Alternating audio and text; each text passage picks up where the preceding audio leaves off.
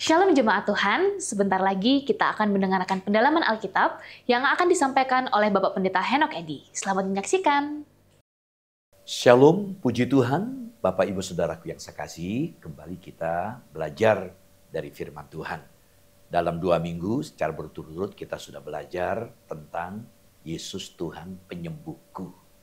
Nah, dalam perjumpaan kita, saat ini kita akan belajar kembali tentang Yesus pelepasku. Mari kita berdoa, kita siapkan hati kita agar firman Tuhan sungguh-sungguh boleh memberikan pencerahan dan setiap hati dan pikiran kita. Sehingga kita bisa dapat membangun kehidupan rohani kita semakin lebih bertumbuh lagi. Mari kita satu dalam doa. Bapa, terima kasih buat kesempatan kami kalau boleh kembali belajar dari firman-Mu. Engkau ambil bagian dalam pertemuan kami kali ini. Biarlah firman-Mu betul-betul boleh membuka setiap pemahaman kami tentang Engkau Tuhan. Secara khusus kami boleh belajar tentang Engkau adalah Yesus Tuhan pelepasku. Mari Engkau ambil bagian dan mengurapi setiap kami. Dalam nama-Mu Tuhan Yesus kami berdoa. Haleluya. Amin. Puji Tuhan. Saudaraku yang saya kasih, ketika kita percaya kepada Yesus sebagai Tuhan dan Juru Selamat pribadi kita, maka kita sudah dimerdekakan dari kuasa dosa. Namun demikian, banyak orang-orang yang percaya yang tidak mengalami kemerdekaan sejati di dalam Kristus. Keyakinannya bahwa Yesus itu Tuhan boleh mengubah posisinya. Ya, mengakui bahwa Yesus juru selamat membuat dia menjadi anak-anak Tuhan. Namun dalam praktek kehidupan sehari-harinya masih ada ikatan belenggu yang masih mengikat, yang belum melepaskan diri dari segala kekuasaan itu. Nah, untuk itu kita akan belajar bagaimana kita bisa mengalami kemerdekaan yang sejati, tidak hanya secara posisi di hadapan Tuhan kita merdeka, namun dalam praktek hidup kita sebagai orang sudah merdeka, betul-betul mengalami kemerdekaan. Saudaraku yang saya kasih, kerohanian orang-orang yang masih terikat itu tidak bertumbuh. Kenapa? Salah satu pengaruh yang luar biasa yaitu saudara tua kita yang namanya setan atau iblis. Yang terus memberikan pengaruh, mempengaruhi hidup mereka. Nah, sekarang bagaimana caranya? Agar kita itu tidak lagi berada di bawah pengaruh si setan. Apa kunci pelepasannya? Bagaimana? 3 hal yang dapat kita lihat. Yang pertama, jangan beri tempat kepada setan atau iblis. Ayat yang pendek dalam Efesus pasal 4 ayat 27. Dan janganlah beri kesempatan kepada iblis. Saat kita membaca ayat ini, tentu tidak lepas dari konteks ayat yang di atas. Ya, tidak lepas dari ayat 26. Di mana ayat 26 mengajar kepada kita boleh marah tentu dengan alasan yang tepat. Dan tidak boleh menyimpan kemarahan itu sampai melebihi matahari terbenam. Artinya tidak boleh mendendam.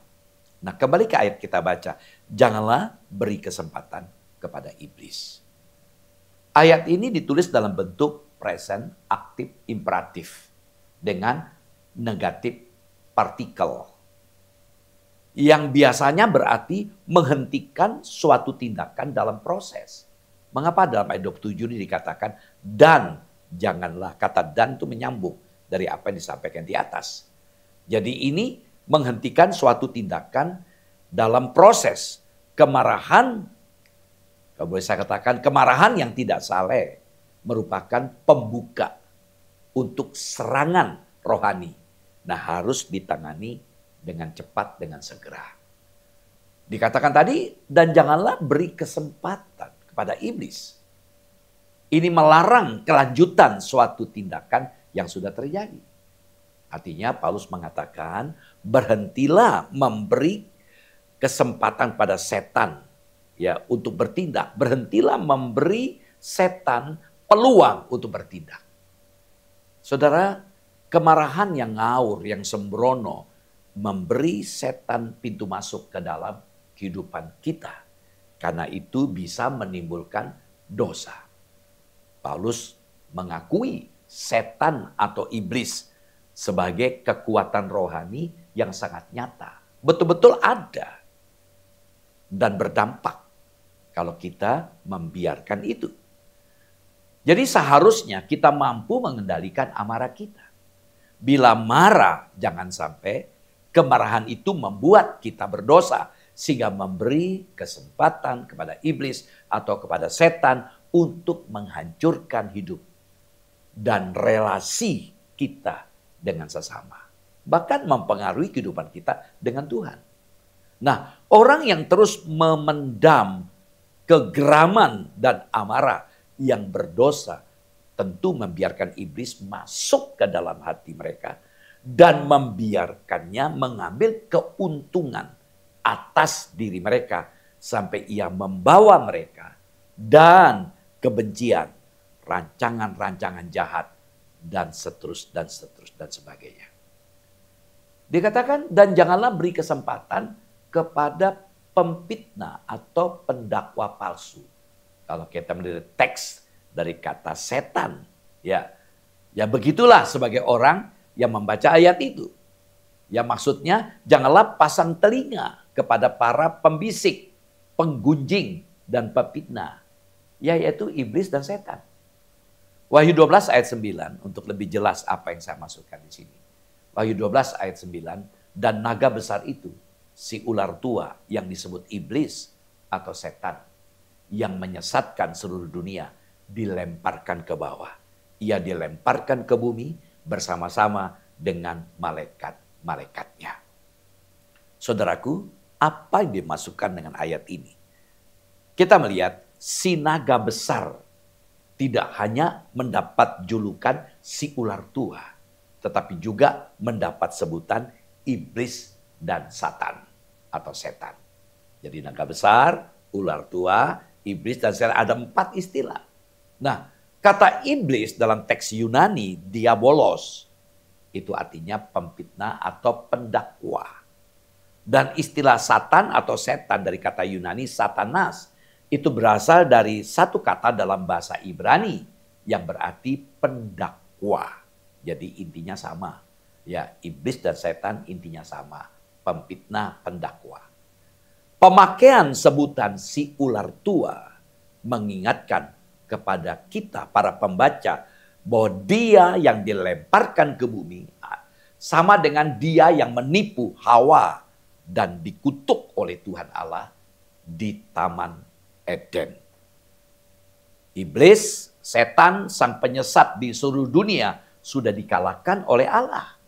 Jadi jangan takut kepadanya. Takutlah hanya kepada Tuhan Allah di dalam Yesus Kristus. Karena di dalamnya kita dipelihara dan diselamatkan dari kuasa dan pengaruh iblis. Saudaraku, kita juga diingatkan agar tidak melawan Allah. Sebab orang yang melawan Allah adalah iblis, musuhnya Allah, dan pasti dihukum. Nah, mari kita amati dengan lebih dalam dari apa yang saya masukkan di sini. Iblis itu musuhnya Allah. Itu artinya iblis juga musuhnya kita. Tapi mari kita bersyukur karena iblis sudah dikalahkan oleh Allah. Berdoalah agar iblis tidak menjadikan kita kaki tangannya untuk melawan Allah. Sehingga kita menjadi musuh Allah. Berdoalah agar Allah menolong kita untuk mampu mengenali dan membedakan segala upaya iblis yang berusaha memakai pikiran, hati, dan perbuatan kita untuk melawan Allah. Setan selalu mencari tempat atau pintu kesempatan untuk membelenggu manusia. Nah, kita belajar hari ini. Ada 3 jenis tempat bagi setan untuk memberikan pengaruh kepada kita, saudaraku. Yang pertama kita belajar, pikiran yang sia-sia. Ada banyak ayat ya, saya tidak gunakan di sini. Ya, pikiran yang sia-sia. Tempat penguasaan roh jahat itu adalah di dalam pikiran manusia. Khususnya lewat pikiran negatif yang sia-sia atau tidak selaras dengan firman Tuhan. Nah, untuk itu Bapak Ibu Saudaraku, kita jaga pikiran kita. Dan pikiran kita banyak diganggu oleh karena apa? Oleh karena indera. Ya, apa yang kita lihat, apa yang kita dengar. Ya, memberikan pengaruh input. Sehingga input yang kita terima misalnya lewat media sosial terekam. Bayangkan kalau setiap hari menu kita hal-hal yang negatif. Maka perilaku tindakan kita juga negatif. Karena itu setan gunakan pikiran kita. Karena itu mari kita jaga pikiran kita. Dengan apa? Dengan banyak membaca firman Tuhan. Memperkatakan firman Tuhan. Yang kedua, habit. Kebiasaan buruk. Roh jahat selalu mencari tempat yang cocok dengan sifatnya. Nah, kebiasaan buruk itu adalah rumah bagi roh jahat. Tentu ini ada kaitan yang pertama dari pikiran kan. Pikiran itu membawa kepada tindakan. Tindakan itulah menjadi habit, kebiasaan. Ya, yang selalu diulang menjadi kebiasaan. Yang ketiga, penyembahan berhala. Segala sesuatu yang disembah akan menjadi tempat untuk roh jahat mengendalikan si penyembah. Ya, berhala itu bisa berarti sesuatu yang kita tempatkan lebih istimewa, lebih utama dari Tuhan. Jadi penyembahan berhala berarti kita menyisihkan keberadaan Tuhan. Ya, sehingga setan itu lebih utama. Hati-hati hal itu. Berhala itu juga bisa berarti sesuatu yang kita sembah, yang kita utamakan. Maka dalam bahasa Inggris kata berhala itu bisa berarti idols, ya, yaitu yang kita idolakan. Nah, ini berbahaya sekali. Nah, kita belajar, mari kita jaga ya pikiran kita, tindakan kita ya, supaya betul-betul kita jaga ya, dan hati-hati dengan sesuatu yang kita idolakan. Dengan kesimpulan apa yang pertama? Iblis selalu menggunakan segala macam cara supaya dia berkuasa dalam diri kita. Karena itu jangan beri tempat setan dalam diri kita. Yang kedua, Allah telah memberikan kuasa kemenangan. Kolose 2 ayat 15. Kolose 2 ayat 15. Ia telah melucuti pemerintah-pemerintah dan penguasa-penguasa dan menjadikan mereka tontonan umum dalam kemenangannya atas mereka. Puji Tuhan. Perhatikan ungkapan dalam ayat ini. Ia telah melucuti pemerintah-pemerintah dan penguasa-penguasa. Nah, kata melucuti di sini merupakan sebuah istilah langkah. Ya, suatu ditulis dalam suatu aorist middle definite participle. Jadi perhatikan. Jadi aorist middle definite participle. Secara etimologi, ya, dasar dari kata ini adalah untuk menanggalkan pakaian, melepaskan. Karena itu kata melucuti, melepaskan pakaian. Tampaknya ini berarti menjauhkan diri dari, jangan mendekat, lepaskan diri dari. Ini dimaksudkan untuk mengambil senjata dari tentara yang mati. Jadi ketika terjadi peperangan, senjata yang musuh kita ambil, lucuti. Nah, itu maknanya. Saudaraku, dalam konteks ini menghubungkan penghancuran Allah, di sini Allah Bapa, Allah Anak, Allah Putra, atas kekuasaan dari dunia kerohanian yang bermusuhan dengan umat manusia. Kemenangan orang percaya itu berasal dari Allah melalui Kristus dan oleh Roh Kudus. Saudara, melalui kematiannya di salib, Tuhan Yesus mengalahkan semua kekuatan roh jahat dan kuasa setan di dunia. Ia melucuti mereka dari kekuasaannya untuk menahan orang-orang terbelenggu kepada kuasa kejahatan menentang kehendak mereka. Setan telah dikalahkan di kayu salib. Dan Allah telah memberikan kuasa kemenangan kepada kita, orang-orang yang sudah percaya kepada Yesus. Ketika kita percaya pada Injil, maka Yesus yang bertata sebagai Tuhan dalam kehidupan kita, bukan setan yang berkuasa. Berbagai tradisi dan kebiasaan keluarga yang turun-temurun seringkali masih menjadi pengikat bagi orang-orang Kristen zaman sekarang. Sehingga menjadikan orang-orang Kristen sebagai terdakwa bila tidak melakukan kebiasaan agama mereka ataupun keluarga yang tidak sesuai dengan firman Tuhan. Saudaraku, bukan tradisi. Yang kita perlu tekankan di sini bukan tradisi yang sudah begitu mengakar di masyarakat, di keluarga, tetapi firman Tuhan yang seharusnya menjadi tolok ukur kehidupan Kristen yang bertumbuh. Jadi segala sesuatu yang kita putusin, segala sesuatu yang kita lakukan harus betul-betul diselaraskan dengan firman Tuhan. Meskipun maksud dari adat tradisi itu sesuatu yang bagus, tapi kalau bertentangan, jangan beri tempat. Milikilah pola hidup. Aku tidak membiarkan kemenanganku digagalkan oleh siapapun. Karena aku sudah dimenangkan oleh Kristus. Sehingga hidupku hanya untuk Kristus. Yang ketiga, menerima kelepasan dengan mengusir setan. Yakobus 4 ayat 7 menjelaskan kepada kita betapa pentingnya kita menerima kelepasan dengan mengusir setan.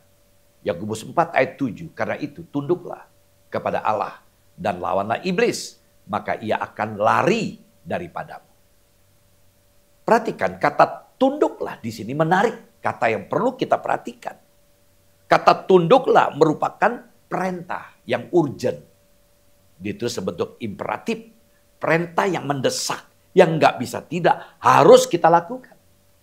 Karena perintah tunduklah itu bersifat pasif, perhatikan. Satu sisi kita diberikan perintah untuk tunduk kepada Allah. Namun perintah ini ditulis dalam bentuk pasif. Membawa arti beri diri ditaklukkan. Jadi kata tunduk ini berarti kita memberikan diri untuk ditaklukkan oleh Allah. Bukan kita yang menaklukkan Allah, itu aktif. Jadi Allah bukanlah Tuhan yang bengis di sini. Kedolatannya memberikan justru kelegaan. Karena kita diminta untuk bersedia untuk ditaklukkan oleh Allah. Sehingga kita memiliki kelegaan, ada ketenangan, ada kedamaian. Mari kita lihat ayat sebagai referensi. Matius 11 ayat 28 sampai 29. Matius 11 ayat 28 sampai 29. Marilah kepadaku semua yang letih lesu dan berbeban berat. Aku akan memberi kelegaan kepadamu. Jadi yang letih lesu, berbeban berat, datanglah kepada Yesus. Yesus memberikan undangan kepada kita untuk datang kepada Dia. Sehingga apa? Dampaknya apa? Aku akan memberikan kelegaan kepadamu. Dikatakan selanjutnya, pikulah kuk yang kupasang dan belajarlah padaku. Karena aku lemah lembut dan rendah hati dan jiwamu akan mendapat ketenangan. Ayat ini menjelaskan kepada kita memang sepertinya ada beban. Pikulah kuk yang kupasang. Belajarlah kepadaku. Ya, Tuhan bukan semena-mena. Dijelaskan keberadaannya. Aku lemah lembut dan rendah hati. Nah, jadi kalau kita mau menjalani hidup kita sebagai orang Kristen, mau rela ya memberi diri untuk ditaklukkan ya oleh Allah, Dia lembut, Dia rendah hati, sehingga kita mendapatkan ketenangan. Puji Tuhan. Sikap kepada iblis yang seharusnya itu adalah menentang. Akibat dari sikap itu adalah dia melarikan diri. Ya, kita tentang dia. Nah, perhatikan kata lawanlah. Kata lawanlah dari kata antistemi bahasa Yunani. Ini seharusnya diartikan harus menentang.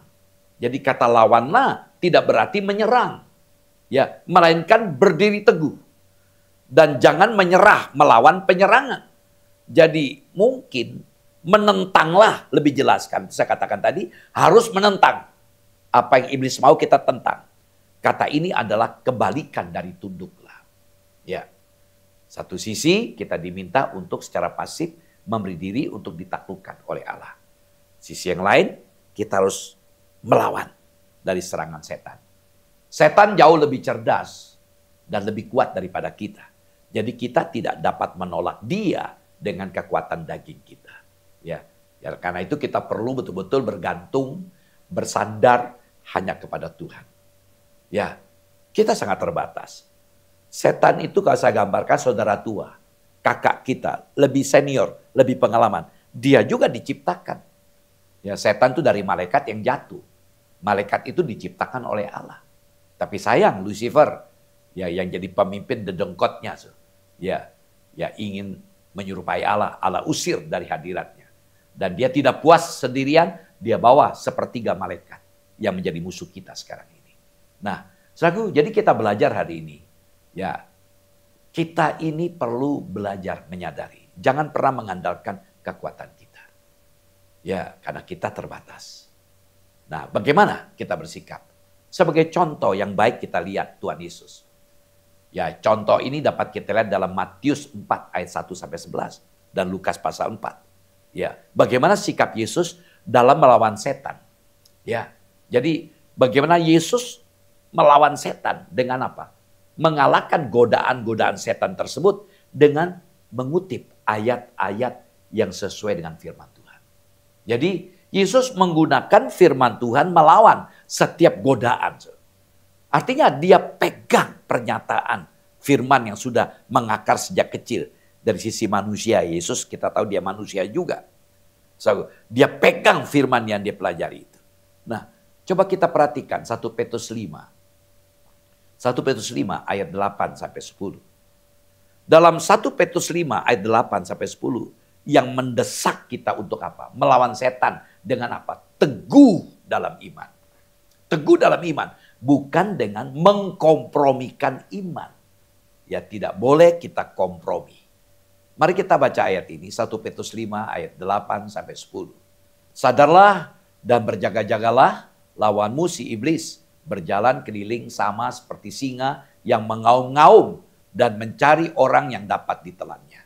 Lawanlah dia dengan iman yang teguh, sebab kamu tahu bahwa semua saudaramu di seluruh dunia menanggung penderitaan yang sama. Dan Allah, sumber segala kasih karunia, yang telah memanggil kamu dalam Kristus kepada kemuliaannya yang kekal, akan melengkapi, meneguhkan, menguatkan, dan mengokohkan kamu sesudah kamu menderita seketika lamanya. Puji Tuhan. Saudara yang sekasih, dalam bahasa Yunani kata sadar, dari ayat kita baca tadi, sadarlah, dari kata nevo. Kata nevo secara harafiah itu berarti seperti juga dalam bahasa Indonesia, jangan mabuk. Ya, yang waras, sadar. Namun begitu kata itu sering digunakan dalam arti stabil dan terkendali. Stabil dan terkendali. Dan akhirnya menjadi serius dan bijaksana. Jadi sadar dan berjaga-jaga tidak sama dengan suram, murung. Ya, atau tidak pernah tersenyum, tidak menemukan kebahagiaan dalam hidup. Apa yang kata itu maksudkan adalah bahwa kehidupan manusia itu berarti sesuatu. Kehidupan bagaimanapun adalah urusan yang sangat serius. Berjaga-jaga itu adalah penting karena lawanmu dikatakan si iblis yang berjalan keliling sama seperti singa yang mengaum-ngaum dan mencari orang yang dapat ditelannya. Saudaraku, iblis adalah musuh kita. Maka kata iblis juga bisa berarti musuh. Jadi apapun yang ia cari untuk manusia itu adalah untuk mencelakakan manusia. Ia memakan jiwa, menimbulkan kehancuran kekal. Bahwa setan atau iblis harus dibandingkan dengan singa adalah menarik. Karena Yesus juga adalah singa dari suku Yehuda. Puji Tuhan. Jadi ketika umat manusia jatuh ke dalam dosa, iblis menjadi penguasa dunia ini. Iblis menguasai seluruh dunia, meronda di bumi, ya, dan menjadi pemimpin dari pasukan roh-roh jahat yang digunakannya untuk memperbudak dan menawan mereka yang ada di luar Kristus. Saya coba mengutip pengalaman ketika dalam kitab Ayub, ya, Yesus bertanya kepada setan, dari mana kau? Dari keliling, jalan-jalan. Rupa dia gayanya, stylenya model intelijen. Dia memperhatikan. Dan Tuhan katakan, kamu ada lihat hambaku Ayub? Oh, dia lihat. Nah, Jadi perhatikan, setan selalu mencari kesempatan, cari peluang untuk menjatuhkan kita. Sehingga dia coba merayu Tuhan. Ya, dia bisa setia menjadi penyembah. Oleh karena engkau berkati, coba dihabisin hartanya. Apakah dia masih? Itu kerjaan iblis, mendakwa. Nah saudaraku, seseorang yang sedang menderita, itu biasanya ya merasa bahwa ia sendirian. Itu umumnya ya. Kalau orang menderita, punya masalah, dia merasa sendirian, tidak ada yang mau tahu, tidak ada yang memperhatikan dia. Menganggap tidak ada seorang pun yang dapat membantunya, tidak dapat menolongnya. Ia menjauhkan diri dari persekutuan dengan Tuhan dan bahkan menghindarkan diri dari persekutuan dengan sesama. Nah, kondisi seperti ini, saudaraku, sangatlah berbahaya bagi hidup orang percaya karena ia merupakan makanan-makanan empuk bagi si iblis. Saudaraku, jangan coba-coba kita menghindar dari Tuhan, apalagi menghindar juga dari persekutuan dengan sesama. Ketika kita sedang mengalami penderitaan, itulah saatnya kita harus lebih waspada dan siaga terhadap serangan iblis. Karena iblis akan menyerang kita ibarat singa yang sedang mengincar dan siap menerkam serta memangsa kita ketika kita lengah. Bisa terbayangkan betapa bahayanya kondisi ini, saudara. Bila kondisi kita seperti itu, maka hidup kita dapat diumpamakan seperti dalam sebuah pertandingan tinju, yaitu kita atau iblis yang kalah. Iblis menginginkan orang percaya yang sedang menderita, menyangkali Tuhan, meragukan janji firman-Nya, dan tidak lagi mentaati perintah Tuhan. Saudaraku, firman ini menegaskan bahwa peperangan rohani boleh dahsyat, iman boleh menerima serangan sengit, tetapi tidak ada alasan bagi kita untuk kalah. Kita dapat kuat dalam iman, oleh karena yang kita hadapi juga dihadapi oleh semua orang yang beriman. Kita boleh lemah, tapi iman kita tidak boleh lemah. Sebab iman tidak bertumpu pada sumber-sumber kodrati, tapi kepada Allah dalam Yesus Kristus. Banyak kesaksian mengokohkan ajaran firman bahwa justru penderitaan bukan melemahkan, tapi menguatkan dan memurnikan iman. Itu sebabnya Tuhan mengizinkan hal ini dalam pengalaman hidup anak-anaknya. Tidak ada zona damai, tidak ada zona aman dalam dunia ini, kecuali dalam lingkungan anugerah Tuhan. Puji Tuhan. Saudaraku, belenggu setan dapat dilepaskan dengan cara dua. Dari ayat yang kita baca, Yakobus pasal 4 ayat 7. Tunduklah kepada Allah. Tunduk kepada Allah. Kita siap, ya, rela ditaklukkan oleh Allah, ya, dengan mengakui dan bertobat dari kesalahan kita yang telah memberi tempat kepada setan. Ya, biarlah Allah ambil bagian dalam hidup kita. Yang kedua, mengusir roh jahat. Artinya melakukan pemutusan hubungan dengan setan dan mengusirnya dalam nama Yesus. Jangan beri tempat lagi. Jangan berteman.